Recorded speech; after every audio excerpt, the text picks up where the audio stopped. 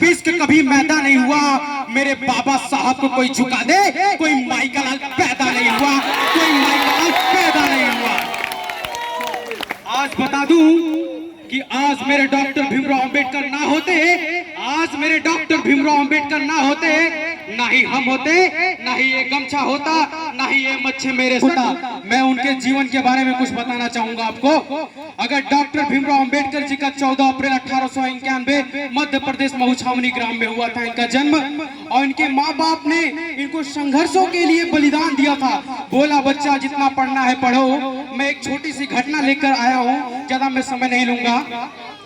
Doctor Bhimrao Ambedkar जब अपना संविधान बनाकर जब कंप्लीट किए तो उस समय पे हो रहा था, जब आईएएस की तैयारी हो रही थी, उस समय पे जब आईएएस की तैयारी की जा रही थी तो हमारे बीच का बंदा, गरीब का बच्चा एक आईएएस बनता है। और आईएएस बनता है जब बाबा साहब को पता लगता है कि हमारे बीच का बंदा, हमारे समाज का बंदा, एक दलित का बच्चा जो आज आईएएस बना है, उसे किसी के माध्यम से लेटर भिजवाते हैं। और लेटर भिजवाने के बाद कहते हैं कि उनको मेरे यहाँ बुलवाया जाए। तो बच्चा आईएएस कलेक्टर बोलता है, अरे मेरे पास तो संविधान जो लिखे हैं डॉक्टर भीमराव अंबेडकर जी मुझे बुलाया है। तो डॉक्टर भी बहुत खुशी से झूम उठता है, वो आईएएस बंदा और जाता है और कहता है बाबा साहब आपने मुझे बुलाया है।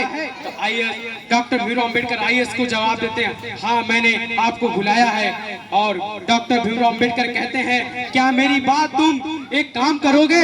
बोले बाबा साहब बताइए, मैं एक जिले का मालिक हूँ, मैं आपको एक काम नहीं कई काम कर सकता हूँ अपने जिले में। बोले बस एक काम करना कि जब जाना तुम अपने गांव, तुम्हें एक गाड़ी मिली होगी, एक लाल बत्ती मिली होगी, तुम जाना वहां पे और एक काम करना, जब तुम जाओगे अपने गली में, तुम जब जाओगे तो वहां पे कुछ महिलाएं तुम्हें आंगन लिपती हुई दिखेंगी, कुछ और आगे जाओगे कुछ महिलाएं तुम्हें क्या कहते हैं अपना झाड़ू मारती हुई दिखेंगी।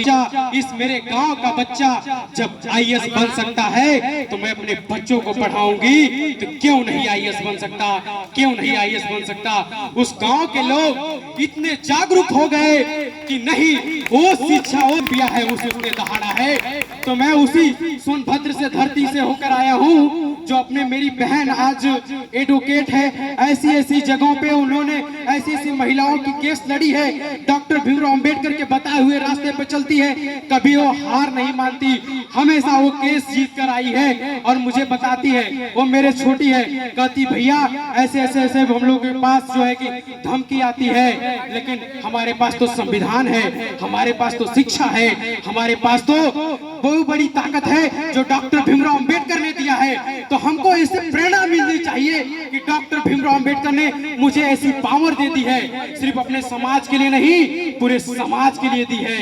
तो कहा गया है कि हम वो जनाब वो दीवाने हैं डॉक्टर भीमराव अंबेडकर के, अगर हम लोग चाहेंगे तो पत्थर पे भी पीस के हम लोग उस पे जय भीम का नाम लिख देंगे।